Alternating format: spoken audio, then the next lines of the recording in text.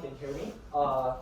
Brief introduction. My name is Punamiya. I am a research intern at NVIDIA Gear, so the robotics research at NVIDIA, and also an incoming PhD student at Stanford for robotics. And today I'll be talking about my research for the better part of the last 3 years, and then how it has evolved around the field, and some of my interesting takes on where this direction is going. So the talk is called Embodied Human Data, the Internet of Motion and Behavior, and why I deferred my Stanford PhD by a year.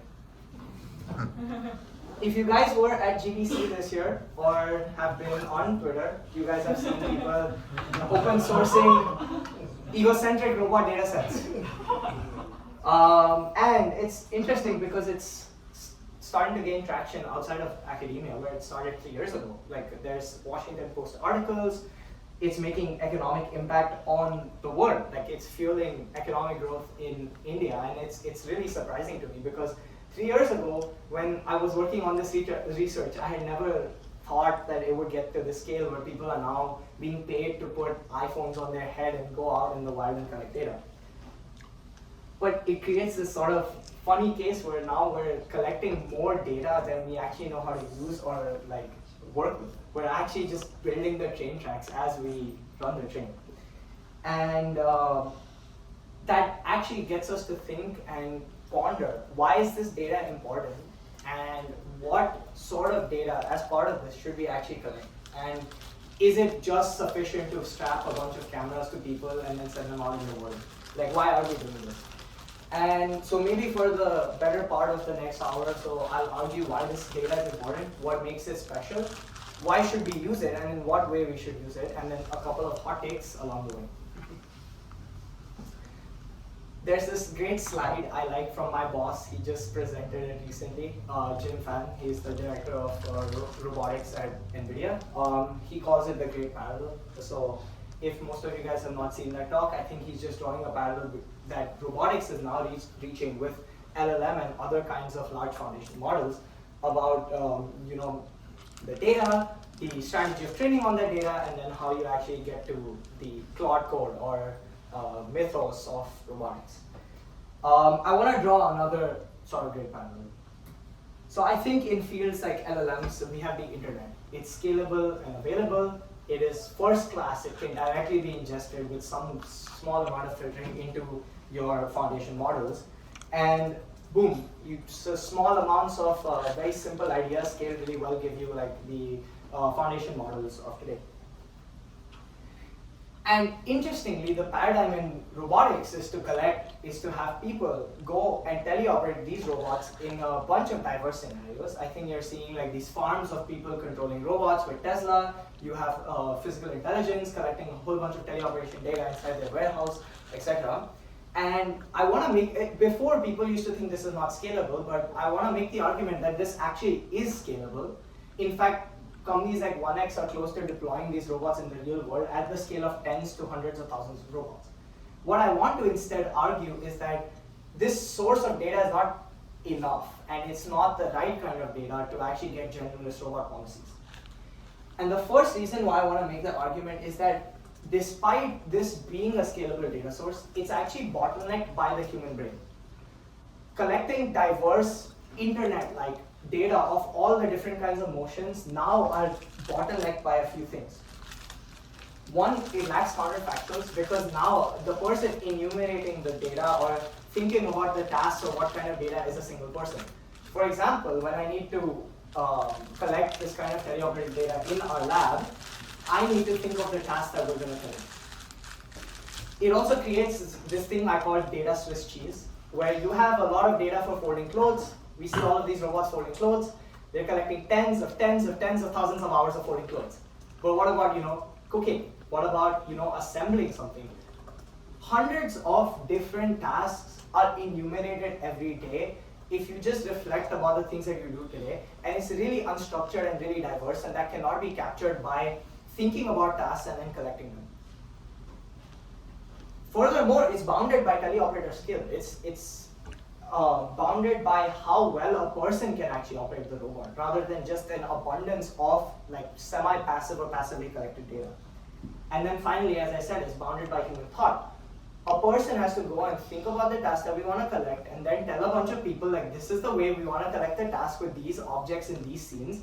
And unfortunately, the scale of data that we want or like to see emergent capabilities at actually lives beyond like what we can fit in one person's brain. And so we cannot fit the entire internet in someone's brain. The same way, I don't think we can fit all the possible tasks that we care about in a single person's brain. And so I want to argue that human data, specifically like this first person egocentric or human data, is really the kind of data that we should be looking at as the foundation for robot foundation models. And so just like Jim made a great parallel, I want to make another great parallel. I want to say and argue that just like the internet for LLMs was a way to distill human experience into foundation models, this kind of abundant, egocentric, semi-passively collected data is the human experience for robot foundation models. And we need to maybe now take some slightly non-trivial steps to actually distill that knowledge into a model. This is my stepping stones to robotics GPT-3. So the first question I want to ask is, how do we actually represent this data for policies? You know, our first thought of abundant like videos of humans doing things is YouTube, right? We have YouTube is like 500 hours or something like that every minute of videos of people doing things around the world that's generated. But the problem is that this is just images. I think like if you take a look, like it's just these kind of images, and then to actually get that into a format that a robot can learn from it, you have to actually start to do some prior, like some of the prior works actually attempt to do this with, you know, putting point tracks to track where the hands or the things move. Some other methods try to learn like value function, and for those who are not familiar, value functions are just how good the possible, how good is this state or this particular setting that I'm in, based on what like future reward or benefit it will have for my task. And people want to learn value functions from these kind of videos. And then finally, people try to do representation learning, some kind of self-supervised learning to train encoders or train models with image reconstruction or those kind of objectives. But these are really not enough. They're not the kind of like internet scale effects that we really see for like for LLMs. And it gets us to reflect, why is this a like real bottleneck? And it's mainly because in the case of LLMs, the internet is the exact thing that you're inputting to the model and also predicting from the model. But in this case, now you're just setting up a bunch of different auxiliary prediction objectives that are not really what you're actually going to train your downstream model on. So it's really not first-class data. It's treating this kind of abundant data that arguably has a bunch of motions and skills and behaviors as a second-class citizen just for slightly better initializations for your model.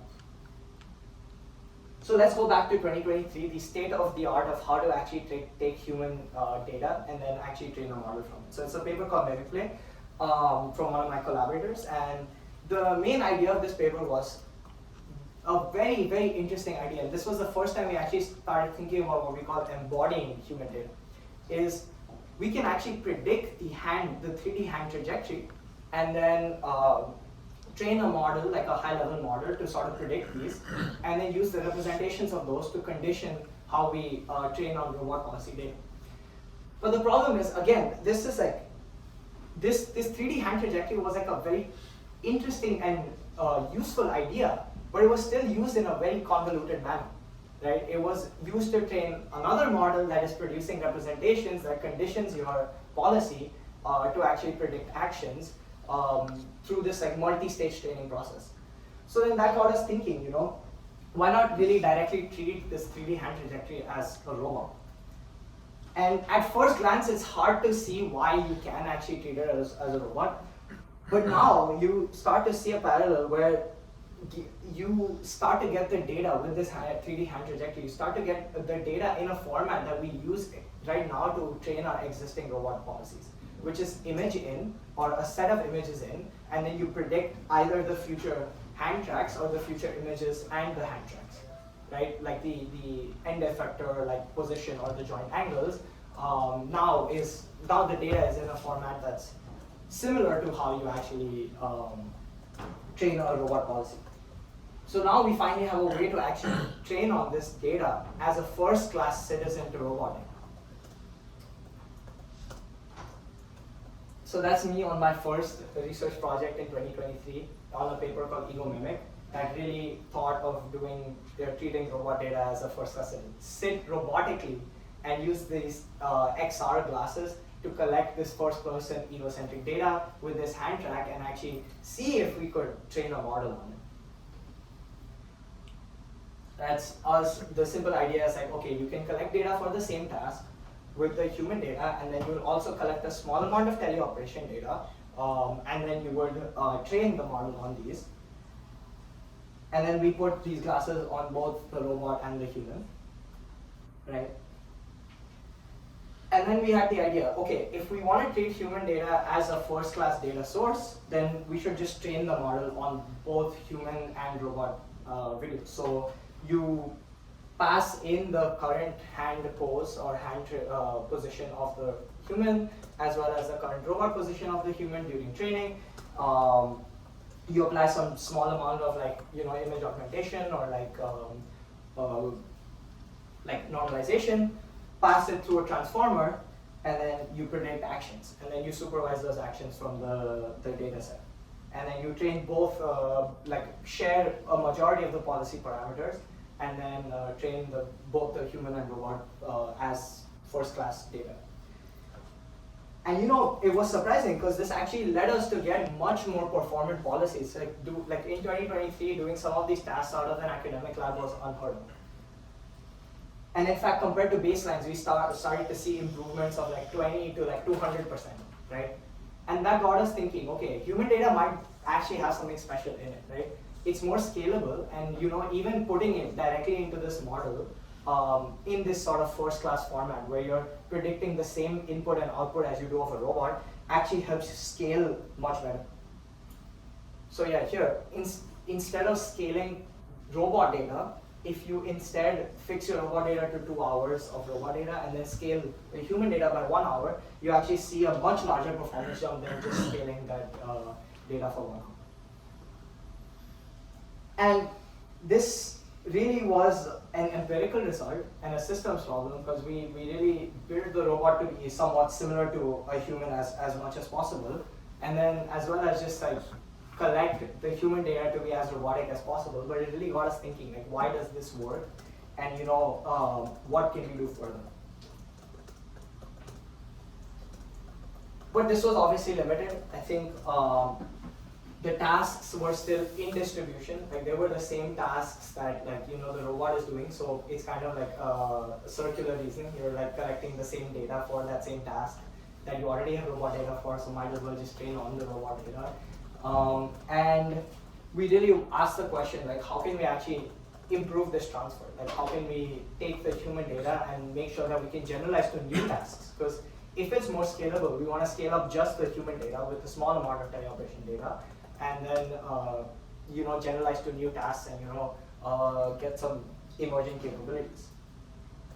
So that got us thinking, okay, where is the gap? Like, why does it just not work? Like, if we put this the human data in even another scene and then train the model with it, it didn't really generalize to the new scene. So really the human data was just increasing some degree of robustness of the model, but it wasn't really generalized as like a satisfying effect that we wanted to see. So let's sort of take a look and think about what kind of gaps humans and robots have. So there's like the first gap is kinematic, right? Humans have this really compliant, fluid moving, soft body structure, right? With the degrees of freedom that are like superior to that of a robot, right? Like we have much, and then our morphology is different from a robot. Robots are very static, rigid, and they're limited by their degrees of freedom. There's a kinodynamics gap. As you saw, I folded like 5 t-shirts in the same time it took a robot to fold one. there's a sensing gap. Humans innately have contact, tactile data that exists in while we do these tasks. Robots usually don't, or if they do, they don't have a consistent way of representing them. They're prone to error, drift, etc. And then finally, there's a visual gap. So there's all of these gaps, so it makes it really hard for the model to really do this great parallel. Right? We can't just throw a whole bunch of this human data and just expect some kind of magic to occur. Because unlike LLMs, where your internet equivalent is the same as what you're predicting, right? Say language in, language out. Now there's a domain shift. Like the internet of data that we want is not exactly what the robot is going to see or predict. So this actually we found once we actually took a look at the representations that were learned inside the model, AE model. And what we found is that they're really disjoint. Like the model, even though it was getting a success rate bump, it was just really learning really disjoint representations. So it's not really treating human and robot as the shared data set. It's still learning two separate distributions for it. And this is bad because this means there's necessarily not going to be transfer. So started thinking about different solutions to this. The first solution was, can we just tell the model, okay, these two are the same. Let's sort of align the latent spaces of these models, following some work in computer vision and other fields where using whenever there's a domain shift, they would use different kinds of techniques or auxiliary losses to improve the representations to sort of align. So the ideal picture where we draw, right? You have your human and robot data set of folding t-shirts, right? You want to map them to the shared latent space, where in this latent space, the robot is only paying attention to the things that are shared between human and robot. Like for example, the objects or the end goals.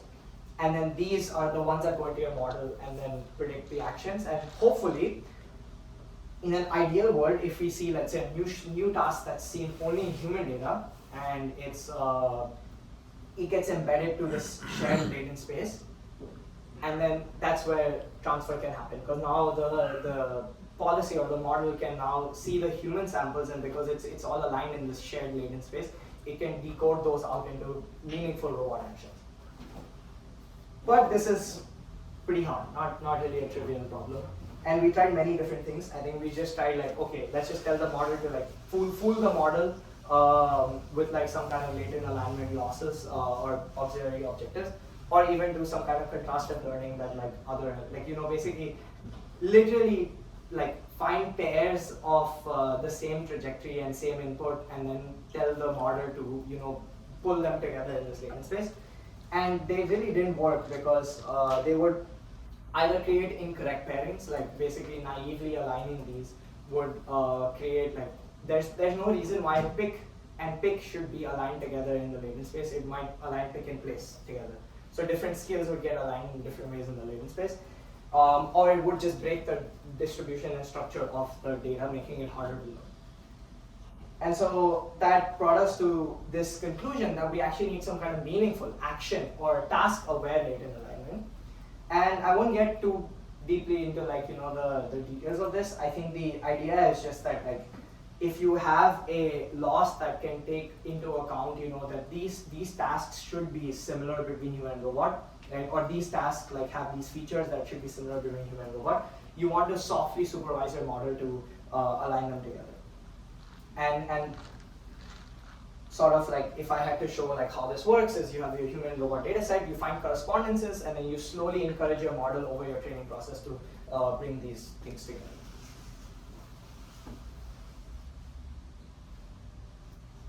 And that's using optimal transport. Yeah. Question.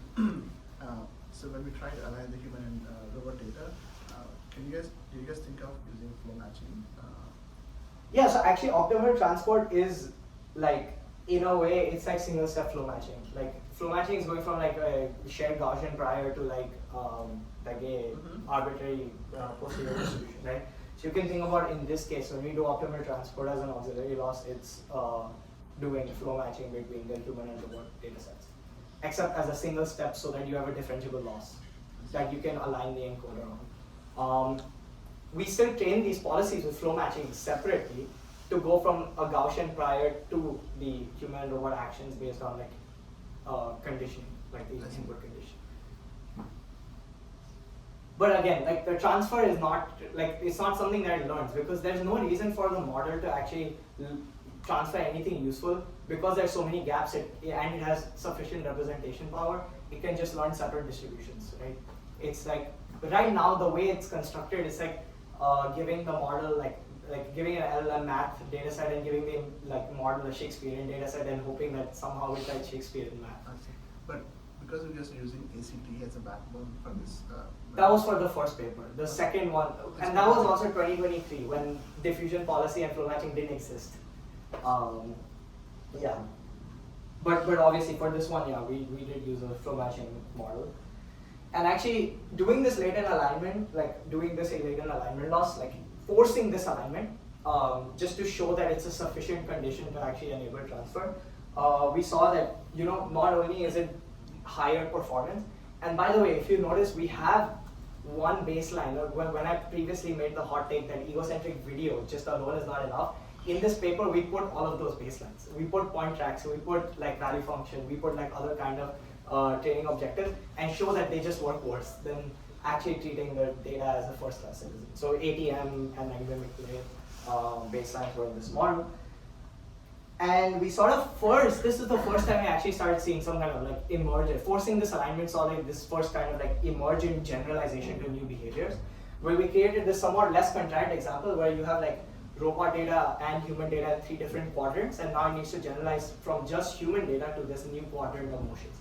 And at a glance to people outside of like robotics, this is like, oh, this is so simple. It's just picking and placing an object into a different like location. But it's really hard because like we're working at like scales of like 1 to 2 hours back then, like this is like 2024, 2025, and like we really were trying to just show that like if this works at small scale, this will also generalize at large scales. And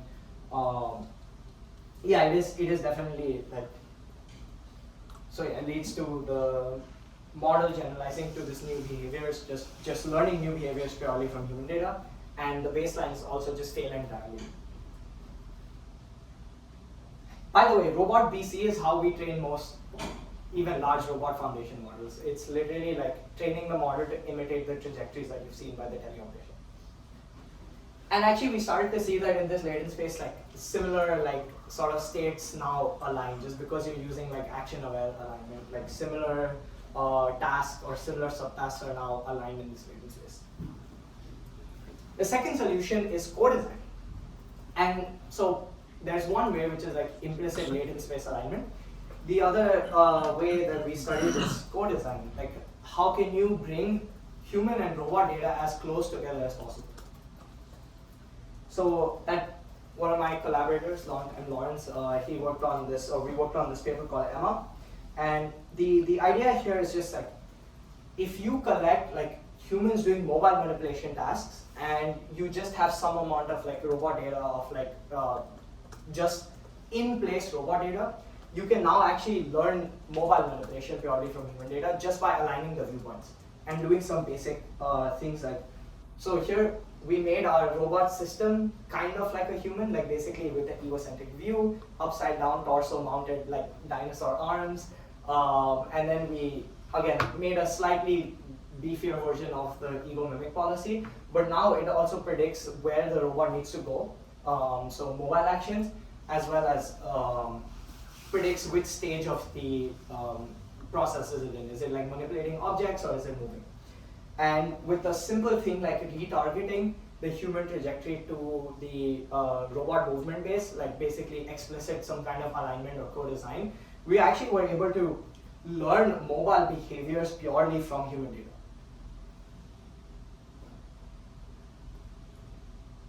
Yeah, I'm just gonna I'm gonna pause for a lot of videos because I think robot rollouts or videos of robots doing things are the best way to convince anyone that, you know, this is a useful idea.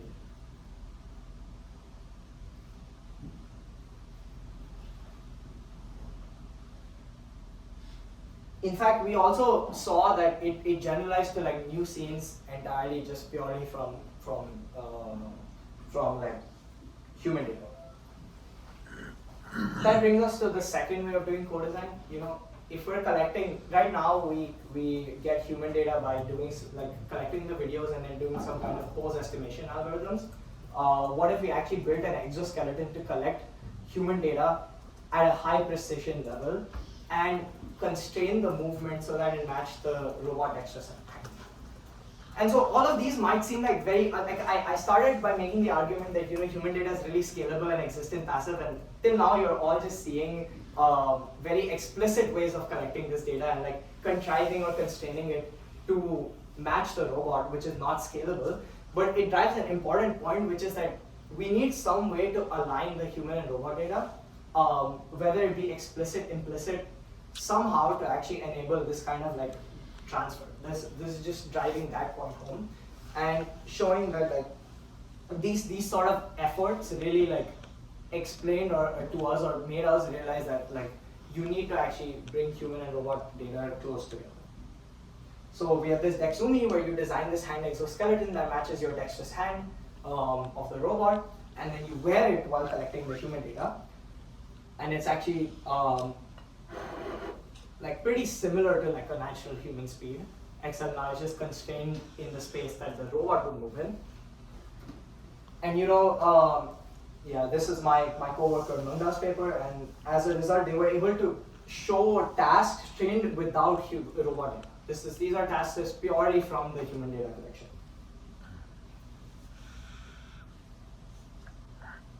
So the first two solutions show us that, okay, one, some kind of like way to make the model think of these things, like focus on the embodiment agnostic features matters. And the other thing is we need some way to get the collected human data close to the collected robot data to actually see this kind of generalization. Further showing the point that like, just video is not enough. And then finally, solution 3, sorry for the typo, is cross-embodiment training. So my collaborator, Simmer, he had this PI paper that many people would have seen. It's called H2R. And what actually happens, and it's not really fully clear from the slide, is that when you actually train on 10 different robots or 5 different robots, the model just starts thinking of the human data as another robot and learns this representation space naturally emerges. So the kind of alignment that we saw in Ego Bridge actually naturally emerges as you increase the diversity of your pre-training and collect more and more different kinds of robots. And as a result, the human to robot transfer emerges. And so the robot pre-training contains this like same kind of like task, similar task, but doesn't contain the exact same task. So it has the motor primitives, but then it learns the exact specification of that task purely from human data as a result of adding this diverse cross-embodiment training. So yeah, this is the chart that sort of shows that. So as you add more embodiments or add cross-embodiment pre-training, it actually enables strong human to robot transfer. That brings us to the next question. Cool, so now we know some things that are important. We know that human data can help us, human data when represented in the right format, either with co-design or latent alignment, or bring it close to the robot as possible, it enables to generalize from it, right? So you don't need to rely on so much teleoperation data anymore. And we also know that cross-embodiment learning actually works. Like, it broke like a fundamental assumption that behavior cloning had, like the kind of way we used to train robot models up until 2024, kind of broke that assumption that you only want to train on the highest quality possible data, and you only want to train on your robot's data, like the same robot that you're going to deploy. So how do we scale it? How do we actually get the internet? That brought us to, like taking a look at the existing data sets for egocentric data. We were like, okay, let's try to, at this point, people were already starting to get excited about this and then writing more papers. Like many of our collaborators wrote papers like Ego Zero, Human Policy from UCSD, NYU. We also saw some companies taking an interest, like EgoDex was the first data set that came out in 2025 or 2026. But these data sets were limited in diversity. They were still really small. These were fragmented across labs and difficult to reproduce across platforms. So we're like, okay, we really want to make a case that this is the data source that we need to scale for physical intelligence, or physical AGI. So we started this multi-year, 2-year-long collaboration across 4 different universities and 2 different industry partners called Egoverse, where we wanted to not only give a large data set, we wanted to give a platform to use this data, as well as reproduce these results across many labs to definitively tell people that, okay, egocentric human data, or what we call embodied human data, is really important. So rather than me, talking or yapping, I'm just going to play a very cool intro that we made for Egoverse. I think it sort of summarizes the data set better than I could.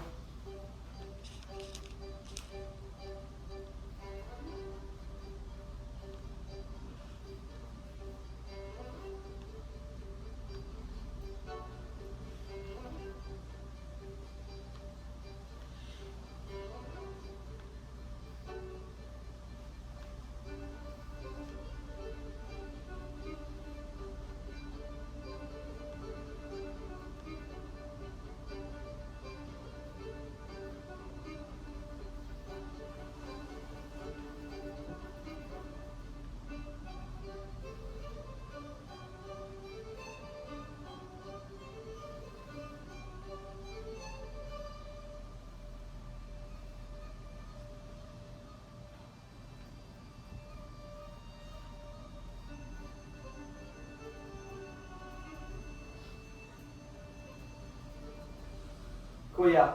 Pardon the cinematic music. I think the best way to get clicks on Twitter is to edit something nice these days for research projects. I think just posting about your paper on archive doesn't really work these days. So we need to all become influencers. But yeah, I think I'll just briefly talk about this. And this is quite recent actually. This data set came out like maybe earlier on in this year in Feb. So that just really, I've tried to summarize the last 3 years of research in like the last 20 minutes or so. But yeah, I think Egoverse is not just a data set. I think the biggest problem is we have many people open sourcing many data sets, really not validating what that data is it usable or not, nor are they giving like a good way to actually use that data. So first I'll talk about the data set. We have these sort of flagship tasks where this was 6 tasks that we collected across every industry and academic lab, and we showed that the robot can work on these 6 tasks that cover like different kinds of skills and things like that. And it's like very much like simple, somewhat simple tasks, not in super diverse environments, but this was really high quality data that we want to validate that works across different labs. And then we also had this thing like Egoverse Freeform, which was like just a really push the diversity of the data set and like give like some sort of like a pre-training style data set. Even 1,000 to 5,000 hours of data for robot labs in academia was like unheard of, like to actually get data at this scale. I mean, even at around this time, the largest data, like sort of claimed data used for robot foundation models was like on the order of 10,000 hours or like 40,000 hours. And one thing I want to highlight is that the Egoverse data not only had the handbooks, it also had really dense language annotations. Like, explaining to the model every single subtask that we have. Like basically like, pick up the green tray, put the cups in, wipe the spill, take the bin to the kitchen. And these are important signals to the model because we realize that like fitting this data is actually hard without these kind of labels. Like it becomes modeling like an arbitrary sequence of human actions because the decision making is behind the person who's just collecting the data, right? And modeling them without this kind of labels actually makes it much harder to learn from. And one thing I wanted to highlight was this was the first time we reproduced the same experiment across multiple labs. Surprising that robotics doesn't have that yet, but this was one of the first few times that we had reproduced evals across different labs. And we showed that, yeah, like Egoverse data, adding this in co-training, like the original ego mimic results actually do work across many different robot morphologies and also different labs and different settings. Of course, some rollouts, I think just adding the egoverse data, like so you see it's a same task, but across different labs and different robots.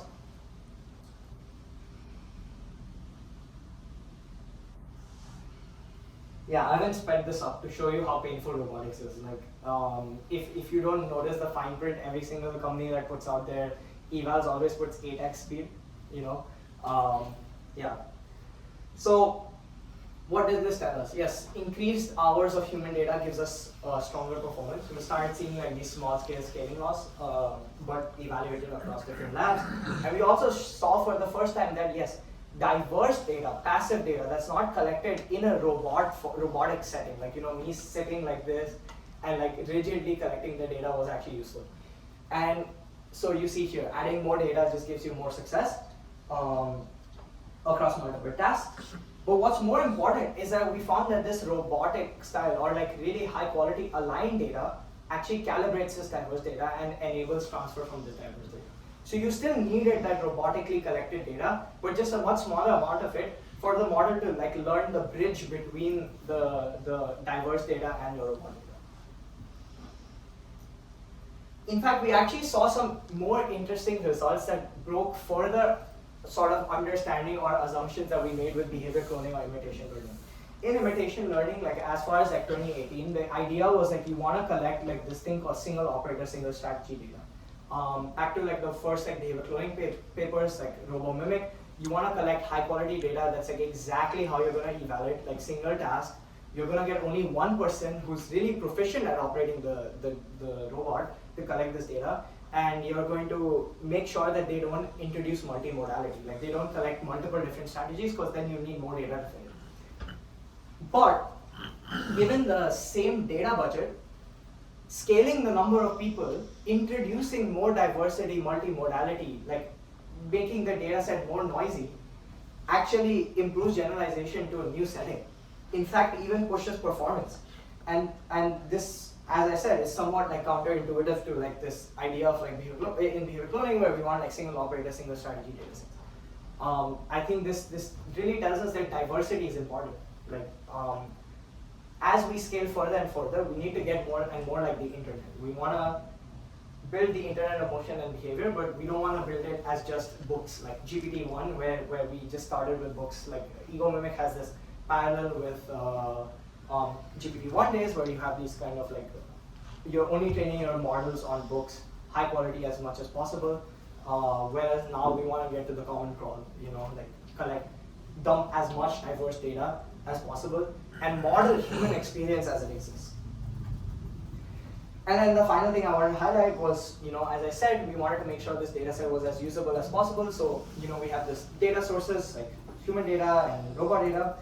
We actually made like a infrastructure in academia for the first time where we had like cloud processing and like a shared storage platform where the data would get automatically processed. And then we had built and shipped a viewer for this data. And then we gave people an ability to filter this data, like almost building our own sort of mini internet. And I'll show you guys how this actually looks later on. And then pull from our code base, pull the data set locally, and then you can train from it, and we gave the training code.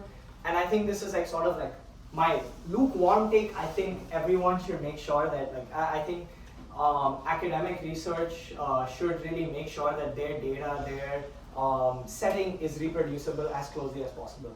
If not, open source their code. Like they should really like start to build infrastructure for people to easily access their data sets, access their training setting, etc.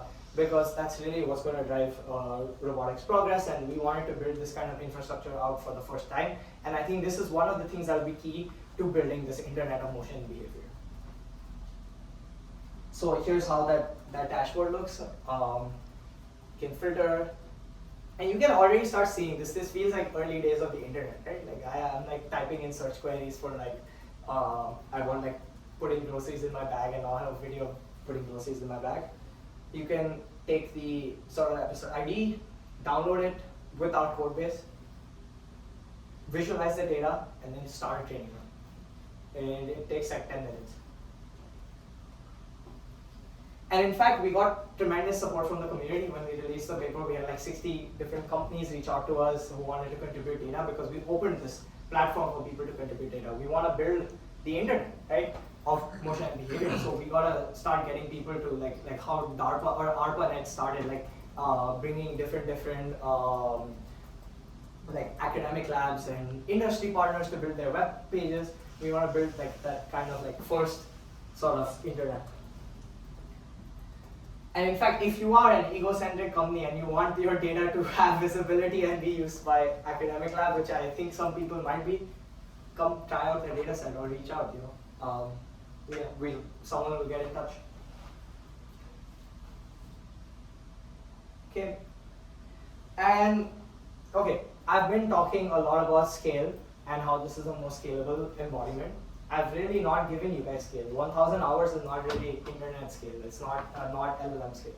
So what if we 10,000x the data? Does this work at that level?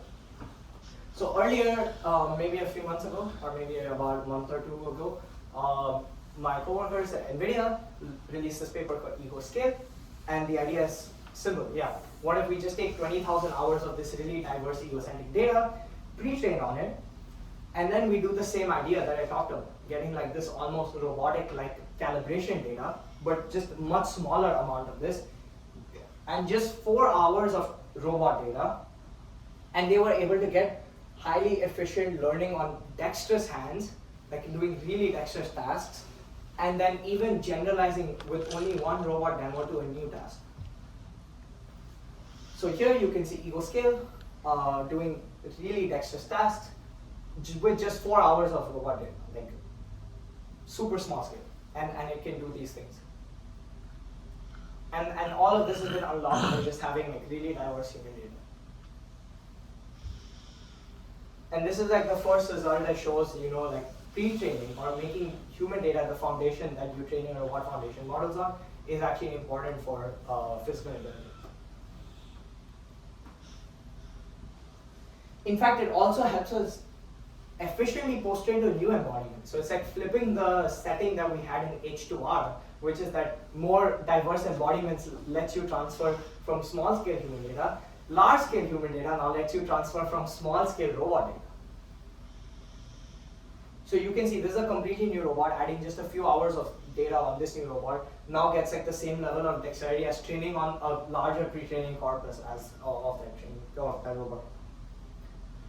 And this brings us to the nexus of like the ideas that I've been talking about. So you can, like, these charts are just to show that, you know, like having like this pre-training is important, but also having this aligned mid-training data is important.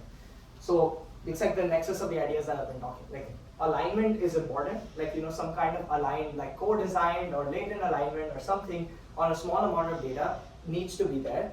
So mitigating the human-robot gap is important for a small part of your data so that it calibrates the diverse data, and then it also emphasizes the previous point I made, that like you need the diverse human data. And this is the first time we see scaling laws, you know, robot scaling laws, like for human data. So caveat, this is not success rate. The right side is the success rate.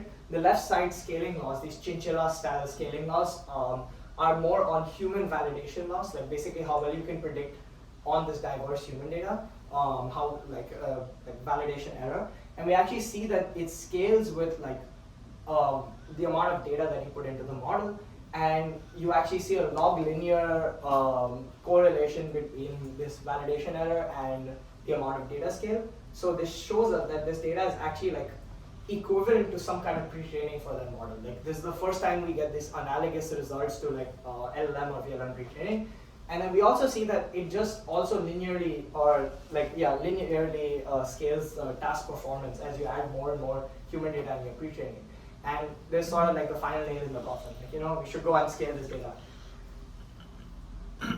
So what's next? You know, this is a question I'm asking myself as well. But what's next? We know that this data set scales. How do we actually go and build the internet of motion and behavior? So this thing is, I wanted to show you guys, I talked about, you know, this is really like the internet. So if you see, you can go to Egoverse and this actually Okay, I'm gonna ask you. Can you guys like tell me some like reasonable tasks that you think exist here, and I'll show you how like you can search for it. So anyone has an idea for a task? Make coffee. Make coffee.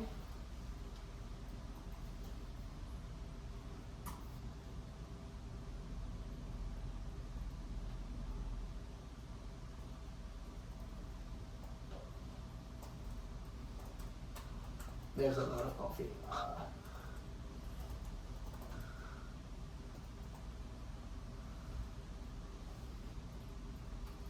There we go, preparing coffee. You can search the internet of behaviors. Anyone else have some tasks? Assemble IKEA. Assemble IKEA. Okay, I don't know. A lot of this data was collected in Southeast Asia. I hope they have assemble IKEA. Okay, there's no IKEA, but there's maybe assembly. Furniture?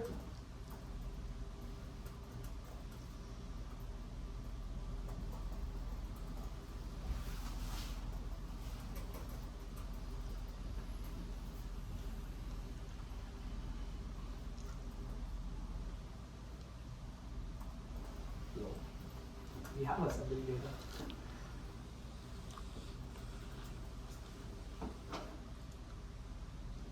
Sure, maybe this is not IKEA, but this is wooden planks, which is close.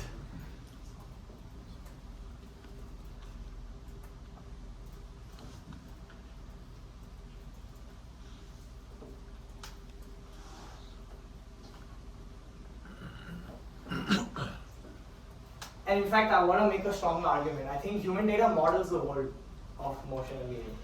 And we already had a paper recently called Dream Dojo.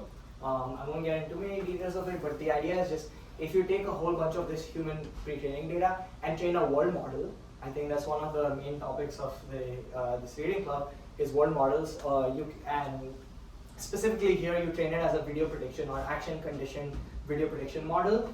You can actually generalize with a small amount of robot post-training to like very, very diverse robot settings and actually use it for policy eval, unseen environments.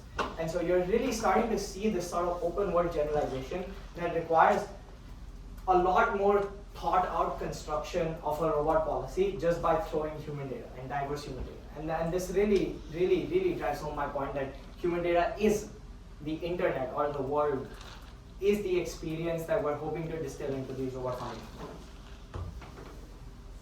So let's get to like my final like sort of hot takes in the next year, like why I deferred my PhD to work on this. I think this is exciting and there's a lot of open questions. I have only scratched the surface of these sort of problems and challenges and things that we're thinking about, because as much as I like to draw the great parallel, it's a lot more like bunch of like jagged lines that we're just squinting and it looks like a parallel to the LLM world.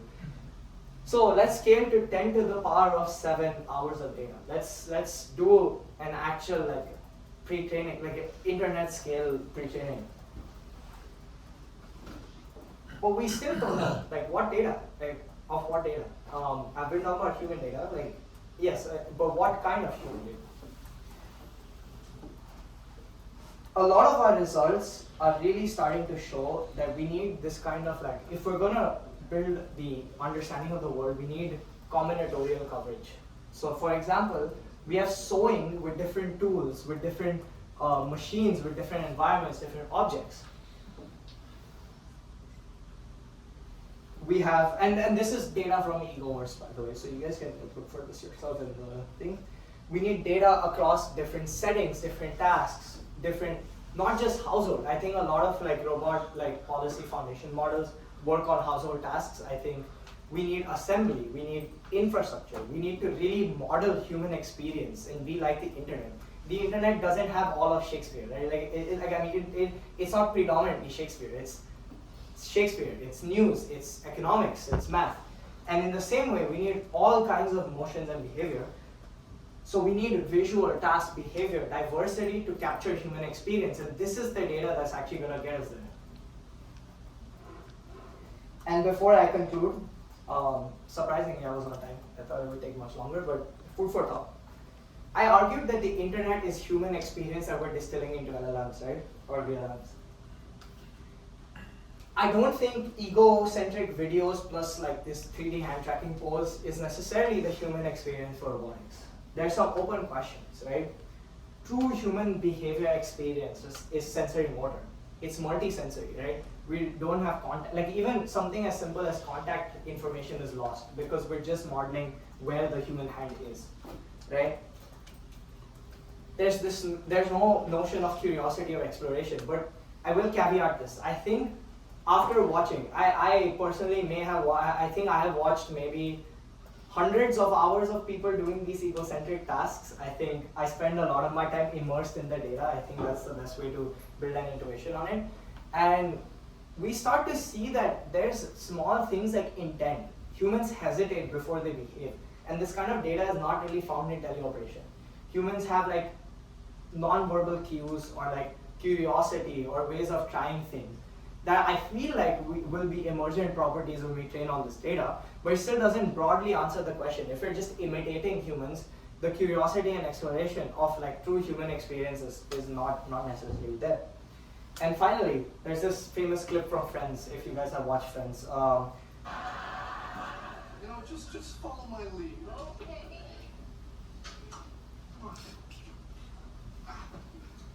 All right.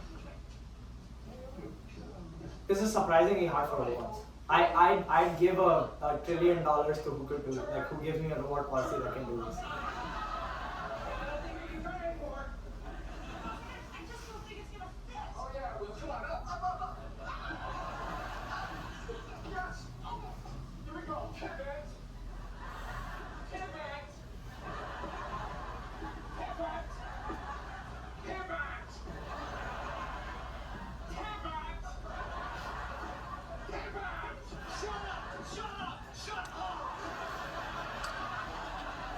Okay, to my point, there's verbal, non-verbal communication. There's like surprising amount of dexterity, collaboration.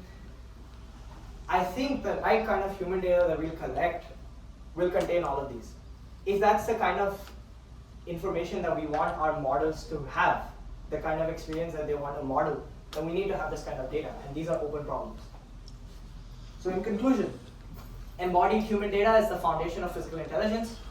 Mitigating the human-robot gap through hardware data algorithms is crucial for transfer. We're generating data faster than we can study it. We're like literally building the plane as we fly it.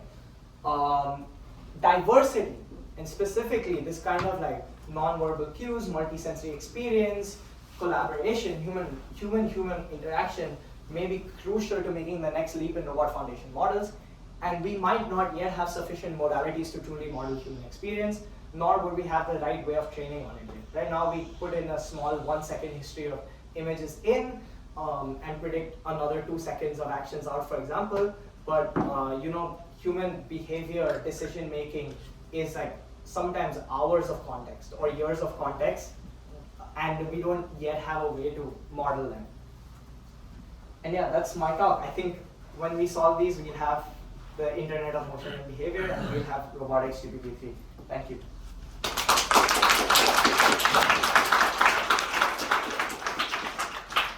Questions? Okay, there's a lot of hands. I'll go from front to back. So in the beginning, when you showed us the robot is you guys applying different tasks, data for tasks. Can the robot be able to do different tasks when after doing the pre-training?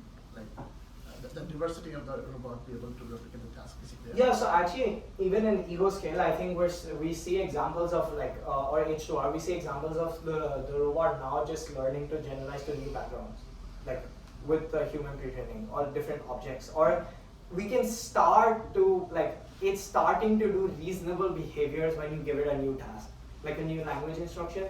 It'll start to do reasonable behaviors. Obviously, it's not there yet because we're still not at the sufficient scale, nor do we know how to ground it perfectly.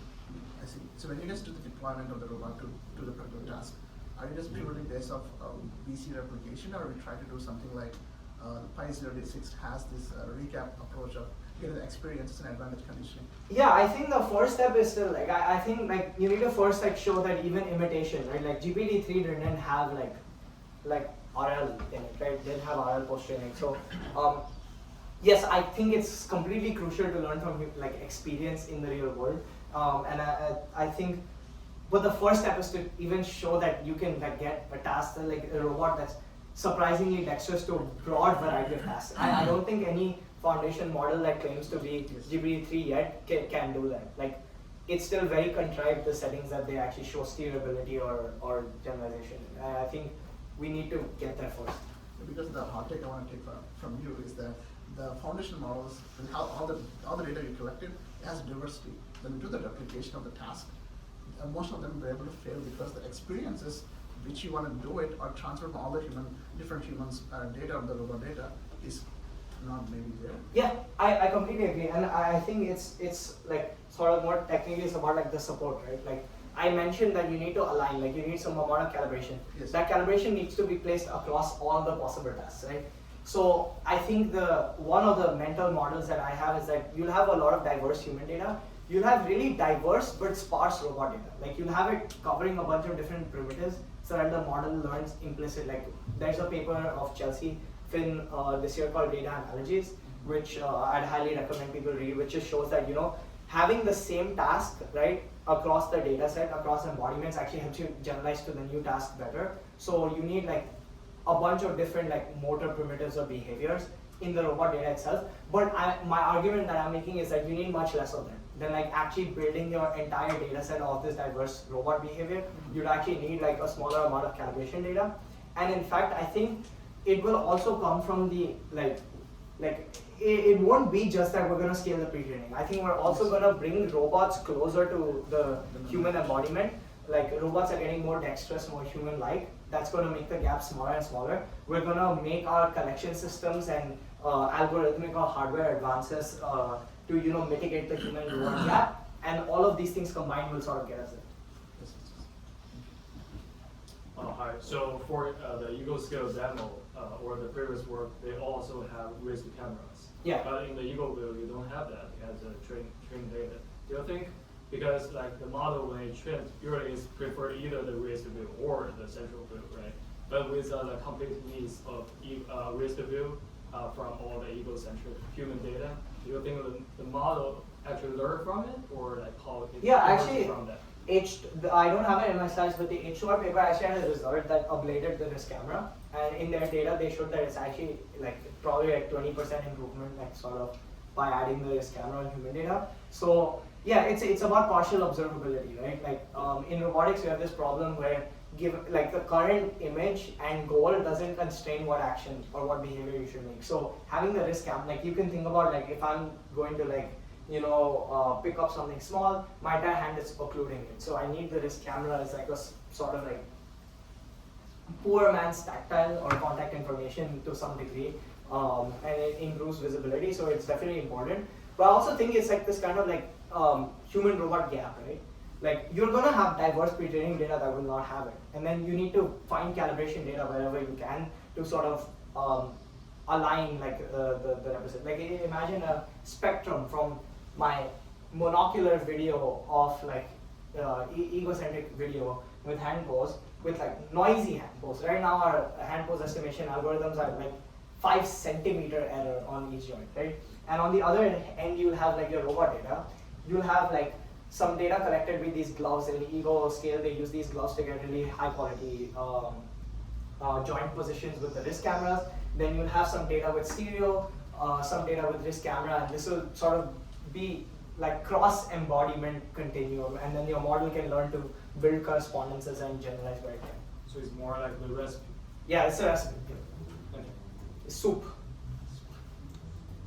Yeah, I think the techniques you mentioned, one is align the human and the robot, right? For example, in the latent space, under the assumption that the data is already there.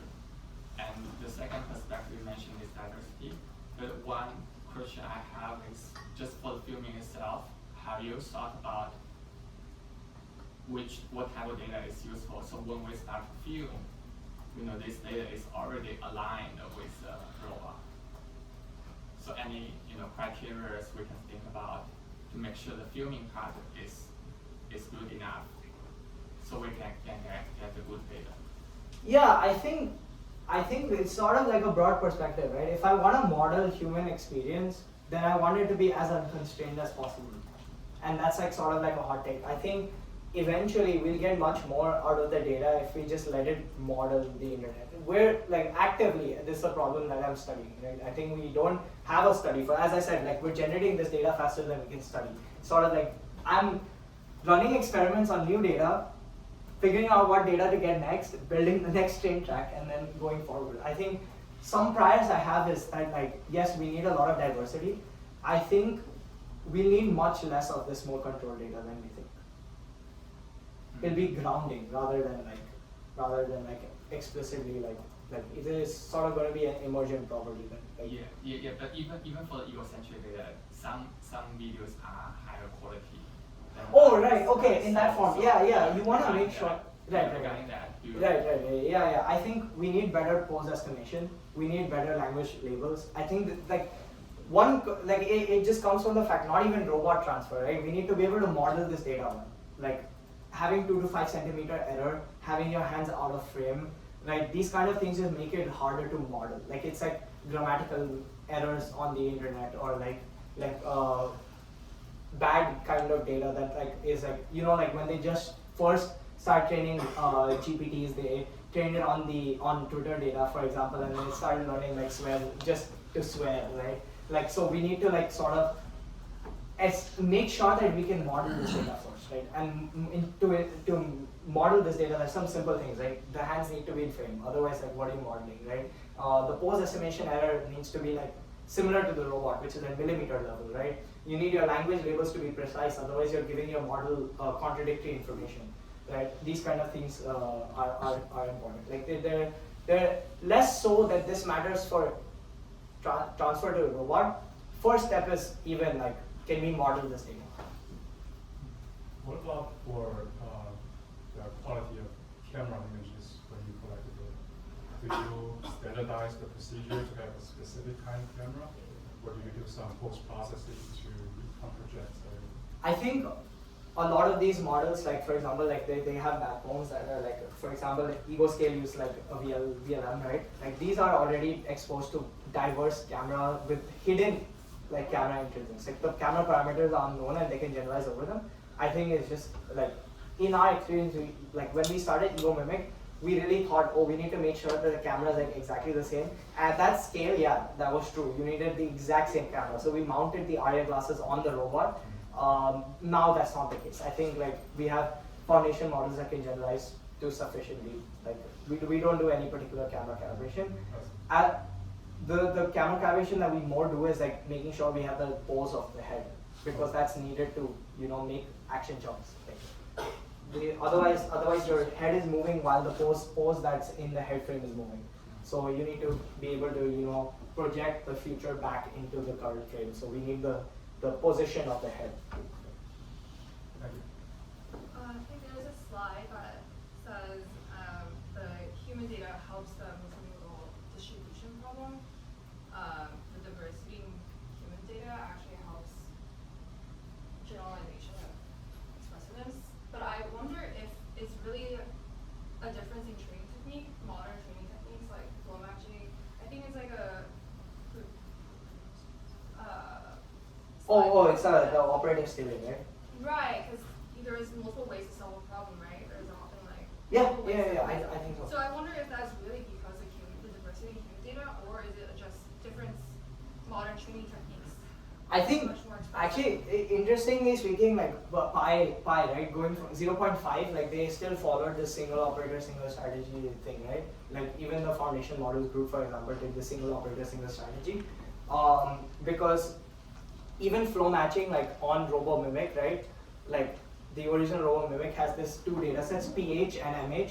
PH is proficient human, one human, single strategy. MH is mixed human, different speeds, different people collect, like teleoperating the robot. And even flow matching, like a modern generative modeling, still has a gap between performance in these 2 data sets. I think the point is that like you need to be able to condition your model, like tell the model, like if it's flow matching, right? Like implicitly you take an expectation over this hidden conditioning factor now. So you need to be able to tell your, and this is the gap from pi 0.5 to pi 0.7. So pi 0.7 relaxed this, right? They came to the same conclusion that you can train on really vast different qualities and different strategies as long as you tell the model that this is a new strategy, or you tell the model that this is a different quality of trajectory, and or this is a different person doing it, and that's when it does generalize. Yes, I was just wondering if it's really the diversity in human data, or like if you imagine a data set where you just have the teleoperators, but also diverse trajectories. No, I agree. It's not. This is just this was just the first result that shows that diversity is important. I wasn't making an argument that like this is just innately for like human data. You think of human data as just a perfect teleoperator, like right, a perfect robot embodiment with no teleoperation gap, no control gap, right? So in that way, the reasoning or the learnings is applied to whether you're collecting robot data or human data. Like you need diversity and you need a way to tell your model to sort of condition on that this is not the same thing as the other sample. Hi Ryan, this was an awesome presentation. Thank you. I'm Logan from Project. I just want to ask about something on the last slide that was, so you're generating data faster than you can study it. The question is like, what would studying it actually look like for you and your team? Like, is there an ideal evaluation methodology or infrastructure that would close that gap? And what would let you grade a data set's quality before you train on it instead of after that? Oops, sorry. Yeah, great question. Thank you. Yeah, I think yeah, this is something I ask myself as well. It's certainly open, and I'll try to answer this to a degree of like what I can or what I'm permitted to talk about. I think it's just like open questions, right? Like what data mixture do we want? You know, how do we actually represent it? Like I brought up like these problems like multi-sensei experience, right? We still don't know. We still don't know what modalities are actually important. We don't know what tasks are important. We don't know what quality of data actually matters. We don't know what relative scales of this data that we need with respect to robot data. We don't know what amount of or what kind of robot data we would need to actually ground this. And these are all questions that we're studying. As far as how we study it, at the end of the day, in all of robotics, evals is king, right? Like to design diverse enough evals to test transfer. There's a lot of parallels with LLM and other word pre-training, right? Like first is like establish scaling laws on a set of like held out tasks, design your task that cover the support of your training distribution well, make sure that there is like, you can ablate away things in your model well, like basically get a reproducible setting that doesn't change as you eval over time, make sure that you can reproduce it across many tasks. So for example, we would design evals that would exist across many different robots because we think of robots as multitask learning for these models. Does that answer the question, like as far as I can? Yeah, it sounds like an interesting space to your point. Yeah, and I want more people to study it. I think we should really be asking these questions and put out papers like, okay, here, I found that actually you do need tactile or things like that, yeah. Yeah, thank you so much for the talk.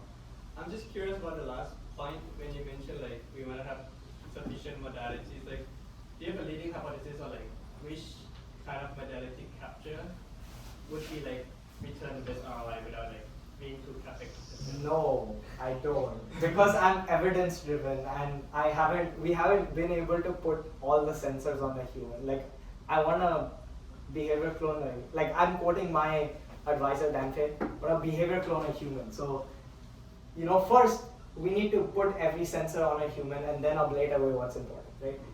We don't know what sensors we can put on humans to collect data at scale. It's a scale versus, like, I mean, in an ideal world, if I could just put a neural link in someone, like, it's a joke, but like, then I can first hand just clone like their decision making, right? Like, so yeah.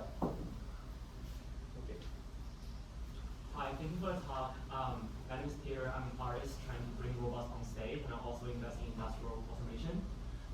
Just building off that question as well, I'm curious if you hypothesize that there is a trade-off between working just with video data, as you're saying right now, versus adding on just one or two pieces of more data collection hardware so that you will collectively make your training data of higher quality or even shortcut your training process. And if that's something that you're thinking about, either technically or economically, what would that piece of hardware be? Yeah, I mean, I first said just video is enough, right? I think there's I'll give context. For example, you can capture this data with a monocular camera or stereo camera.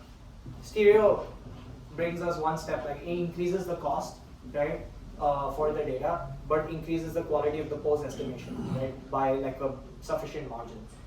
But then again, if the cost increases, then the scalability reduces. Then there's risk cameras, right? You can't necessarily put risk cameras in every setting because it interferes with how you can do manipulation. It induces a behavior gap in the human itself, right? And then there's tactile, for example. We don't have a consistent shared tactile sensor. Cameras roughly shared pixel space. We have piezoelectric or photo photo cameras, tactile sensors. They have drift, they add costs, and then now someone needs to wear a glove while they're doing manipulation, which again changes the strategy that they do it. So yes, this is definitely a problem that we're actively studying and considering. I think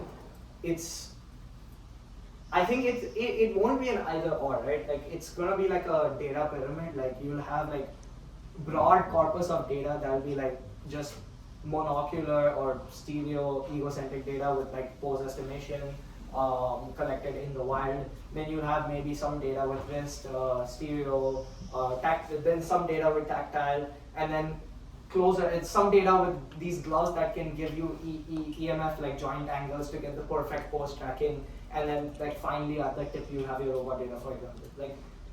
Yeah, I think this is definitely, there's no fixed answer to this. I wish I could tell you that okay, this is the sensor that you should add will give you the best ROI. I think the easier this is something that we are studying. Yeah. Just to add on a little bit, the reason why I asked that question is because you mentioned that you're already having way too much data that you can catch up in training, using. So I was just hypothesizing, what if you add on another dimension or modality of it that actually reduces how much data you need to use to train for a certain action or point you to the direction. That's actually make it, instead of layering more data, it actually reduces the burden. So it's actually less so that data generating faster than we can train on it. We can train on it, but we don't know if it's useful. We still want to study to filter down the data set to, otherwise it's wasted flops, right? Wasted compute, wasted things. So yes, your point is completely right. The best way that I can say is probably we need to, if we think of it from just modeling human, given a history of image, video sequence, predict and a goal, predict what the human's going to do next. Then it's just a matter of how much can you constrain the prediction, right? At what point can even a person looking at that video frame exactly describe what that person's going to do, right? So there's things like really dense language annotation, right? Right now our language annotations are subtask level. I think you might need really dense language annotations that are okay, the person will use their right hand, 3 fingers to, okay, here's an example. So if I rotate this, right? The way that we would tell the model right now, rotate this detergent, right? Or rotate this bottle, right? But actually, to make sure that you can get the best, make it easiest to model, because think about how many ways I can rotate it, right? How many degrees, how many fingers that I can use to rotate it, right? The easiest way to actually constrain this, right, and make it easier to model is if I'm okay, use the index, pinky, thumb, finger to rotate, to grasp the top of the lid to rotate this at 90, exactly 90 degrees, right? Clockwise. So I think language or really density of constraining your prediction is actually very, very important, because otherwise your input space is really, really huge. Your image, your state space is really, really huge, and your action space is really high entropy. Thank you. So, sort of following on to what he said, we're at a point where we're approaching super intelligence for language models, and in a couple, maybe a decade or so, we will achieve like physical superintelligence. And there's going to be an alignment problem there where like the same task that you just described, like rotating the box by a certain number of degrees. Now that can be done in multiple ways, right? And then there's obviously going to be an alignment problem there, trying to align the robot or like humanoid or robot and do it in a very specific manner. What do you think about like the alignment problem? What the alignment problem will look like for physical superintelligence, and how do you think that's going to be adopted when these robots are commercial? Yeah, that's interesting. I think right now we have this like prior that we want to communicate with our robots in large language space, right? One push that like many sort of like foundation model companies are seeming to move towards, or researchers seem to move towards, is this idea of omni models or unified models, where you're not just predicting like the next action, you're predicting the next video, you're predicting the next action, you're predicting the next language, right? Like, so in this way, now you can think about interacting your robot not just as language in, you could think about like giving the demonstration like a human video in context, right? Like similar to how we have in context learning for LLMs, I think eventually it may be possible with these kind of like multimodal, like true multimodal models that you could literally pass in like, there's things I cannot describe in language space, right? Like there's many ways, like if you are teaching someone something, right? Oftentimes you just show them how to do it and then they learn it. So I think with these omni models and scale of data, we'll actually be able to do this in context. And then egocentric actually becomes an interesting benefit here, because now you can think about just wearing a glass, doing that, putting that on the robot, and I should be able to do it. If you want to do it in your specific way, and then you'll tell it, okay, I fold my clothes in this particular way. Explaining this in language is super hard. I'm gonna wear the glasses, do it once, right? Put that in context and tell the robot, okay, it already knows how to fold clothes well. Now it knows how to fold clothes exactly how I want it. And this is an interesting research problem as well. I think like specifying preference to these models. I think Molmo Act from AI2 had this thing where they sort of now allowed you to draw point traces on the robot's image frame for it to capture. Language is one way that, for example, like physical intelligence is doing.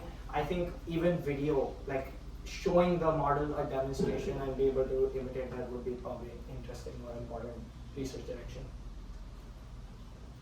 So are we being focused on more with like the experience, right? And we have talked about like stereo cameras, full body motion capture, even tactile insults, and we synchronously align all of this, and we have like thousands of hours of this. So I was curious to know more about like the experience you ran with like all these other modalities, if any of my field you learned from that. I'll sort of rather point this as these are active experiments like that we're running. I'll point it as like, research answer to this. I think there's definitely people working on tactile, like, basically tactile.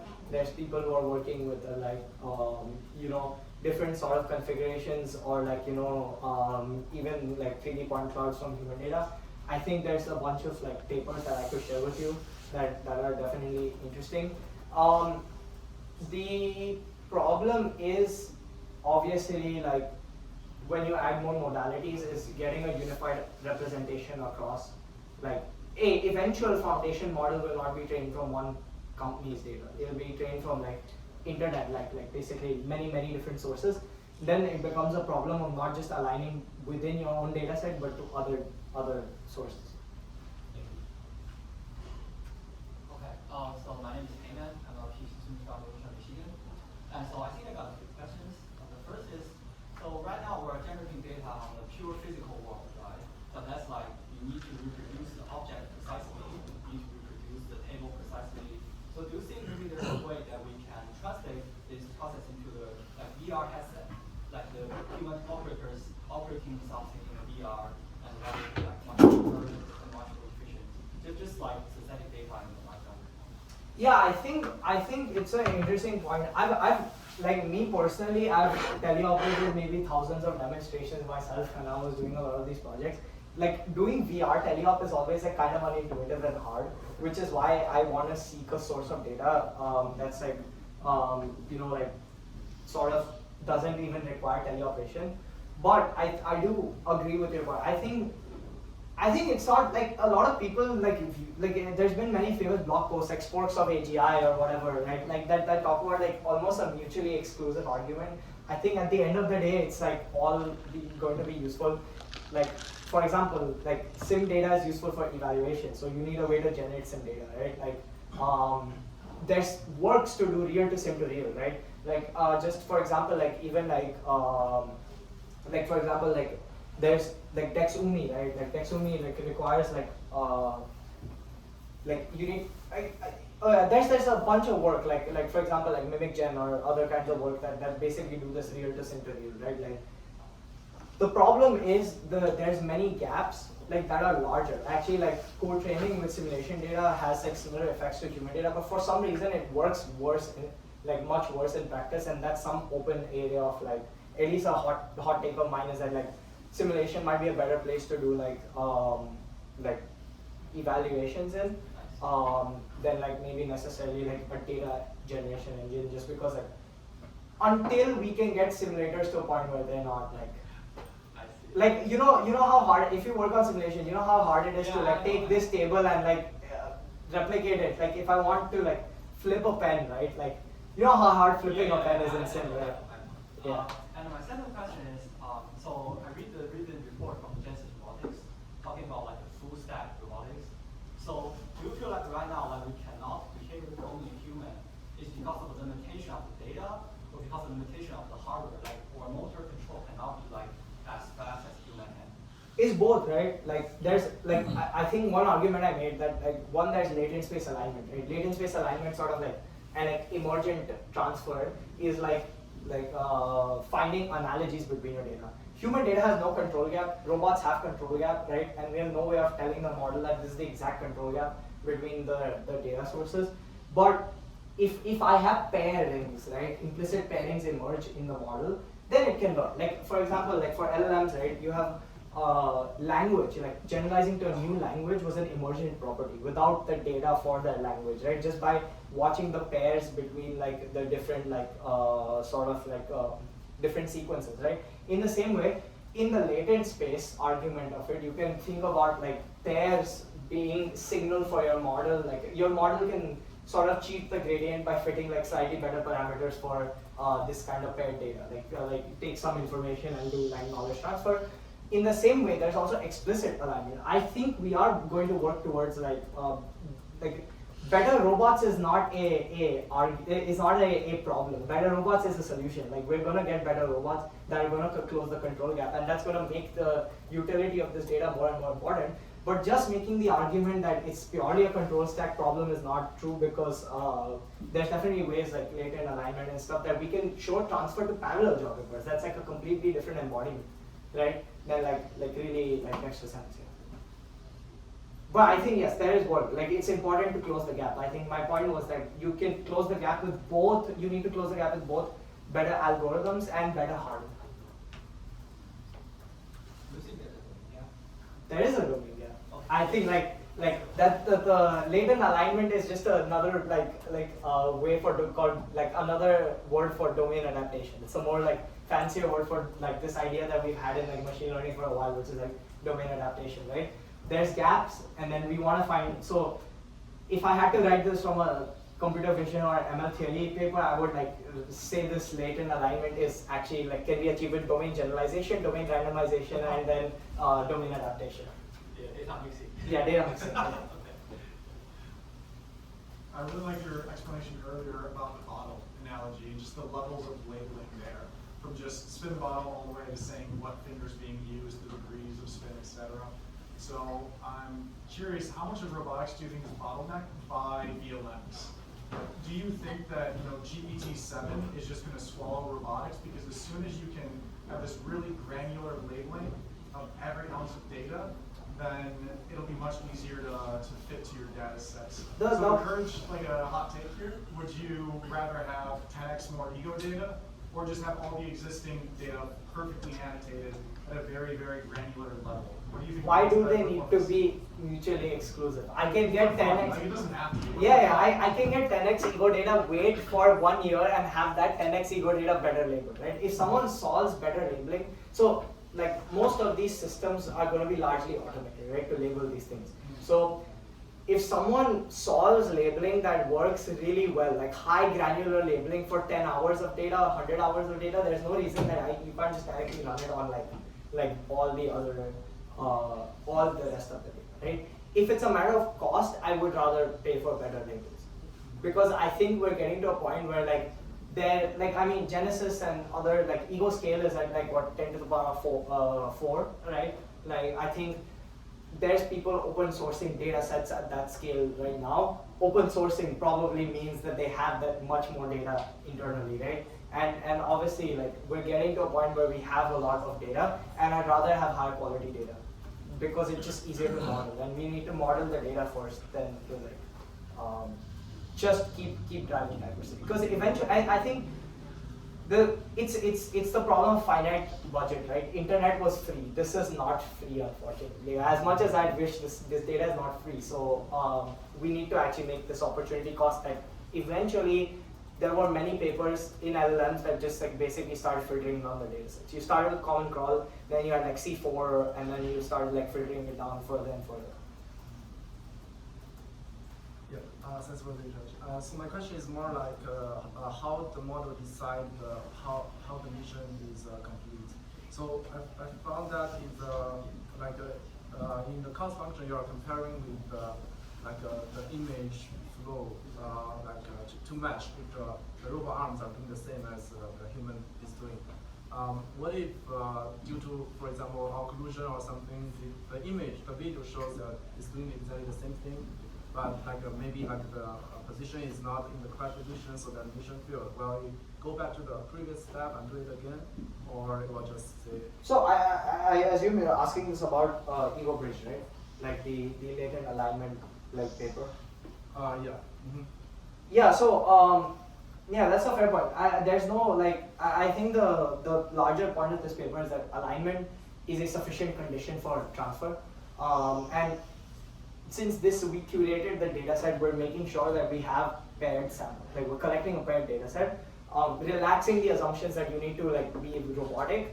That's the assumption we're relaxing, but it's still a paired data set of the same task with some variation that we want to show generalization with. So actually the cost is not just purely image, so it's a joint cost. I don't know if it gets cut, but it's a joint image latent plus action cost. So you still have the action grounding. Yeah. But yeah, I think as far as I believe in I do believe in the bitter lesson. The point of this was a study to rather show us how do we formalize this idea of transfer, and then secondly, the point of this was how we can show that alignment is a sufficient condition. So if you can get alignment, then basically you will have you will have transfer. What's the successful rate currently for the task? Yeah, I mean, again, with robot evals, there's an interesting problem that there's no absolute success rate, doesn't really matter. But yeah, here you can see, I think across 3 tasks, we just see a much larger jump to co-training, to the video only baselines with point tracks, to hierarchical policies that do some kind of representation learning, and to ego mimic. As much as I love ego mimic. I want to follow up on the diversity part. Yes. Say in the near future we have 10 to the power of 7 hours of the video, right? So what's the upper bound for the number of hours for each unique process under one operator? Unknown. We don't know. I want it to be as diverse as possible. We don't know the amount yet, and I do not think the amount is going to be the same for each task. So certain tasks are much higher entropy than others, right? Or even if I think about mopping a floor, no matter how many collectors I scale, there's a diminishing return to how much more mopping data I need. Versus let's say I'm doing soldering, right? Soldering has many different ways that you can hold the wire or something. So there's not going to be a fixed answer that okay, I only need 10 minutes per collector. In fact, I think that's going to be that won't necessarily apply to every task. So there's not going to be a rule. I think. Is there an average number, let's say 10 minutes, 1 hour? I don't know. I think this is something I think we should study. as I said, we have more data than we have time to study. I think that's the whole point of like, talk about this is motivating everyone that yes, we should go out there and study this. Like if someone actually did the research study, like all of the egoverse data is open, right? And as I showed you, there's like hundreds of hours of assembling, like or washing dishes, right? So if you went there and then told me, right, like okay, for these 5 tasks, you actually only need like 5 minutes of data for each task, then yeah, I would agree with you. And I think we had one result. I think in egoverse we actually just see that like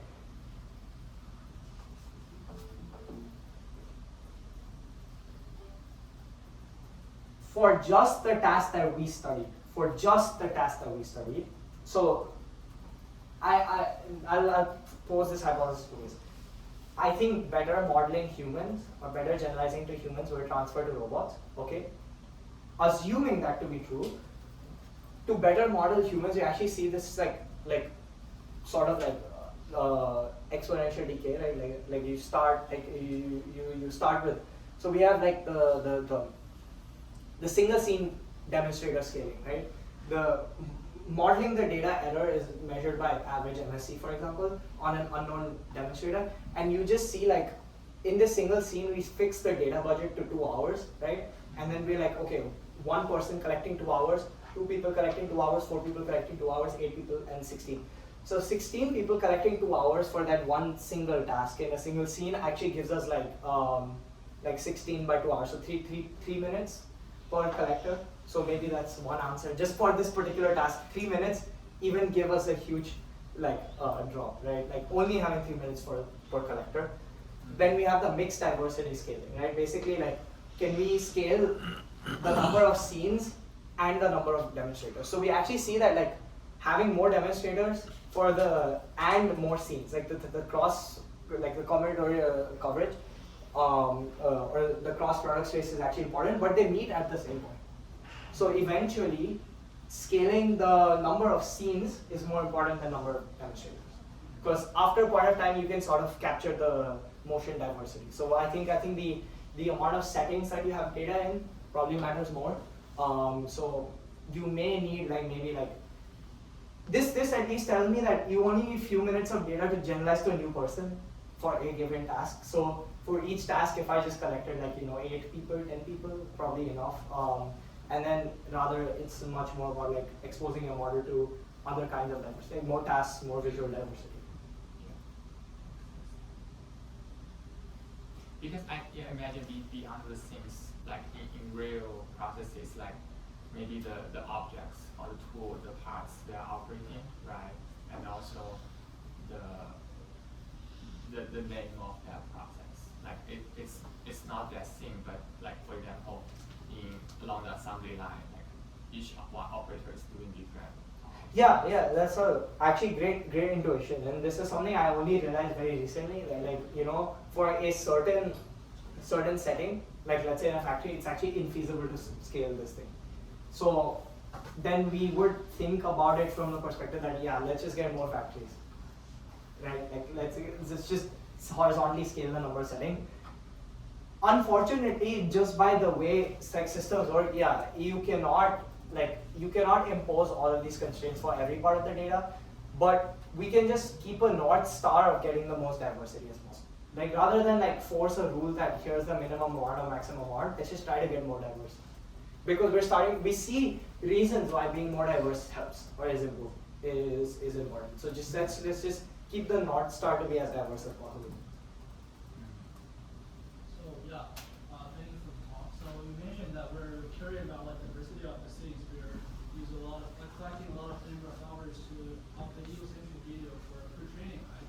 You also mentioned that the training quality is actually pretty important, like the handful training. So there's a trade-off. If you want more diversity, it's more likely if you track your hand or body trajectory in visual, like your cameras, it's gonna be occluded, so it's gonna be not that accurate. Unless you have IR sensors, like IR stickers sticking in the hand, and you have a lot of lab set up. Unless it's not very possible you want to operate this kind of thing. So what is we have this kind of trade-off. What's your opinion? What kind of quality of data is actually doable in terms of quality, model training, and also scaling? I think the Project Aria classes should be like everyone's sort of upper bound on just stereo and egocentric video plus post estimation, that works really well. Like two occlusions in different environments, like the project target glasses that we used for the first project, I think they really spend years of SLAM, and like I think it's funny, like robotics started like with classical like SLAM, computer vision, like localization and mapping. Then I went out of popularity because like we went to like generative models and big data boom. We're back to needing SLAM. SLAM is the bottleneck of how we actually get the data. So Meta spent a lot of time getting really high quality. Like I would urge you guys to actually go check their demos. That should be at least the first like thing that we should aim for this monocular like or stereo egocentric plus samples. Because in my experience of using them, it's really good. Like the hand tracking is so good for occlusion because they spend so much time collecting a whole bunch of data across very diverse settings with these with Vicon trackers and a bunch of these like, well, we don't know, like they haven't like obviously revealed their process. It's part of the reason why they have the upper limit, but I think like that should be something we should aim for. So in terms of environments and tasks, how would you say the sort of ratio of diversity versus length in a given environment should be handled? So like depth and breadth. Like you mentioned, a few minutes is also enough in a given environment with a specific demonstrator, but how should that be adjusted for sort of the large like 10 to the power 7 data sets? Yeah, I think I personally want long horizon tasks, right? Like I want my robot to like eventually, like if you think forward facing, right, we'll be training models on longer and longer contexts, right? Like that's a trend, like part of this great parallel is that once you learn how to model human experience in a short next token prediction given few past tokens, you now extend your context length, right? And so I want like as long horizon demonstrations as possible. It's interesting that diversity already starts scaling when you have long horizon demonstrations. So you would need more data to actually cover the space because the longer your demonstration, think about cutting vegetables versus think about preparing and like preparing a meal, right? If I have preparing a meal be my task, right? Like that task has so many steps that can be permuted, right? I think the point of this was like if I break it down into a subtask, right? Like at a subtask level, right? There's something where the task itself is maybe a minute or few minutes long. That's where we need like we can think of it rather like if the task is longer and longer, right? In this large data set, we should think about diversity at the subtask level. So break the problem down and then scale diversity for those subproblems. And actually, logistically speaking, that will just come from like you would need more data of these long horizon tasks. But if I could reproduce these numbers, like if I have reasons to believe if you had like 8 people correcting that same long horizon task, it would probably work. You may need 16 now, but just again, like logistically speaking, if I had to acquire this data or get people to collect this data, it's kind of hard for me to set these numbers and targets or like induce this artificially. I just need to set up situations where this will emerge, and that would be just get 10 people, get 20 people to collect this same task and get like more data of this task. Oh yeah, so I have a question for, there's a paper and in previous slide it says like robotics may accept that like scaling laws like large language models, but it turns out that like scaling may like secure unless embodied rounding has like improved or so. So just wondering if you would you think robotics will accept like the clean scaling law, and what would be like a GPT like moment for robotics? Well, I answer the last one. I think GPT like moment for robotics is motion slop. GPT-3 could generate language slop, right? Like basically be decent at like answering questions, right? So if I in distribution tell my robot to do any task that I can reasonably think of, it may not be high efficiency, it may not be the best quality, but it will get it done, right? Like with a reasonably high success rate. And then it can also like generalize between tasks, right? Like for example, if I like it can compose different tasks together. Like for example, if you learn a recovery behavior in some other part of the data, it can now apply it to a different part. So motion swap is what we're looking for, I guess. I guess what I'm looking for. In terms of clean scaling loss, yeah, I don't know. I think we've only like ego scale is a few months old, like relatively speaking. We've only recently started getting the data, and this is my point, right? We're getting more data and faster than we can study it. Yeah, we're working. Like I'm pretty sure every frontier lab on robotics is actually working on trying to establish these scaling laws. I'm wondering, is there a unified way or standardized way to evaluate a egocentric data set? I don't think there is. Or how do you evaluate or quantify the quality of a egocentric data set? It's vibes. After training enough models and like just as I said, watching hundreds of demonstrations, I think I have some vibes. I point out to some things, right? Like having like good pose estimation error, good hands being visible, good quality language annotations and things like that. Those are sort of like inherited from like my vibes of what fits better. In terms of like just pure numeric, I think we started seeing that validation loss on human data, like mean square error, somewhat correlates at scale.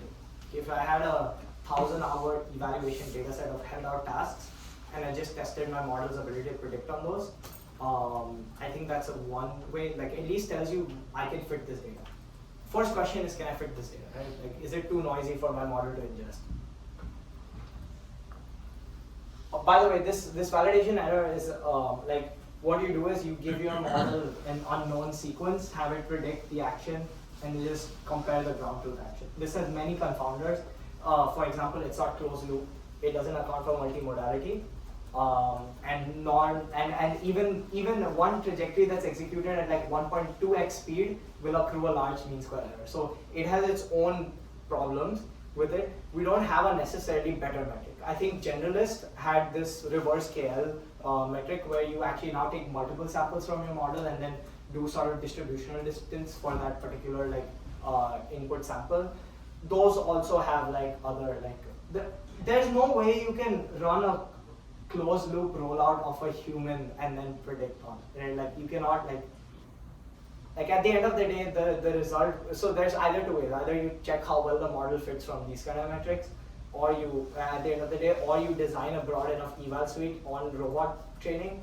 And if we know that robot training is correlated with data amount, then we can sort of like do this.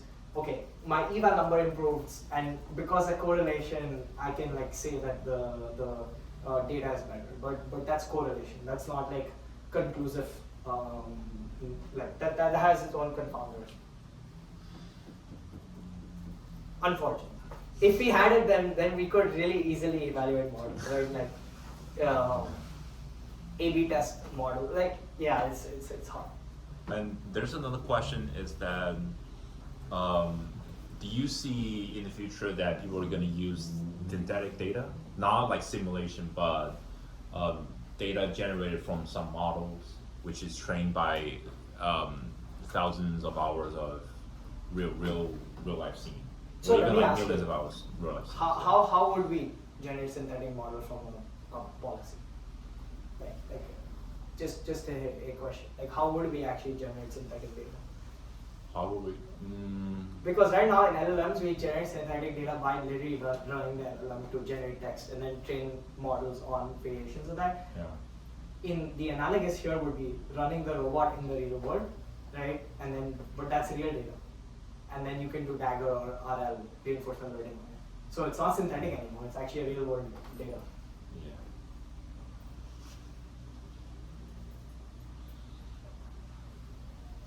Yeah, so I just got another question.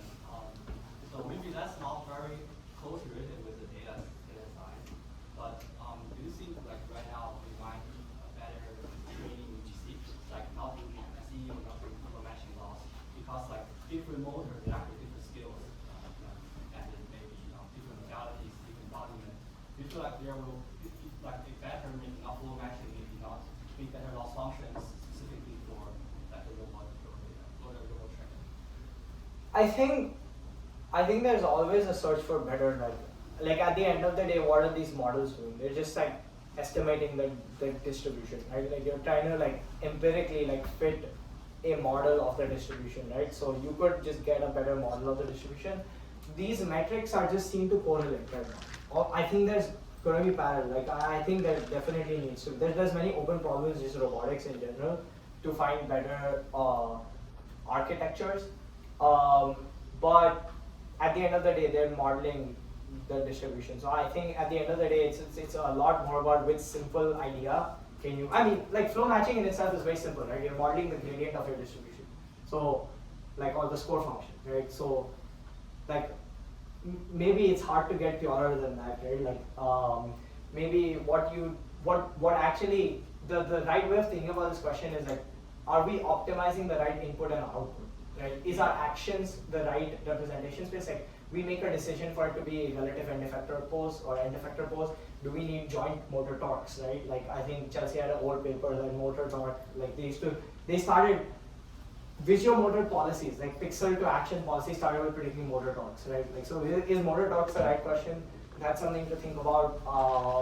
Then is images sufficient input, right? Like input modality. So I think the question should not be what optimization algorithm am I using, but like or like what function approximator I'm using, rather what input or output actually goes into the model.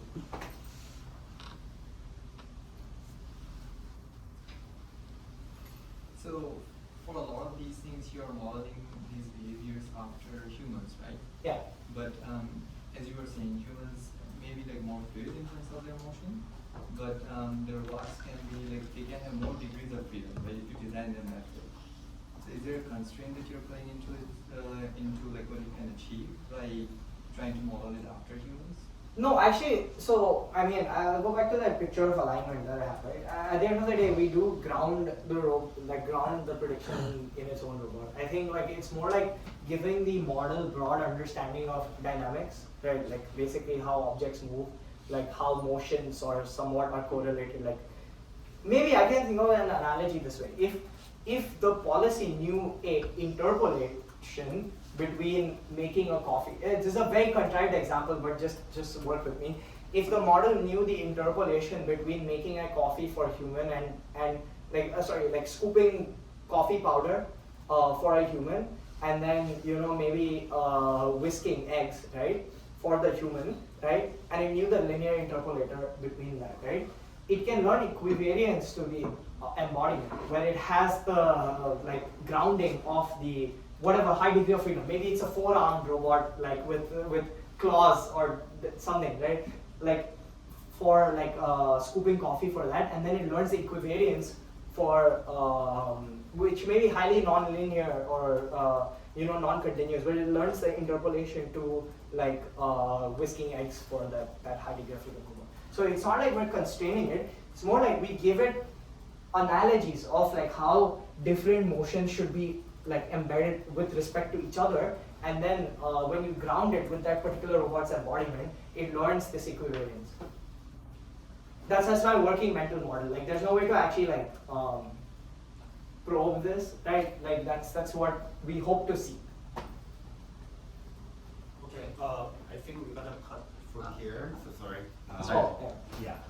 Maybe we have a couple of announcements here. Thank you for Ryan for the talk. Oh. Sure. Okay, so. Oh yeah, we go first. Yeah, so thanks again for Ryan for the talk, and also we are looking for next Saturday's keynote speaker. If anyone is interested, feel free to reach out to us, and let's give another round of applause to Ryan.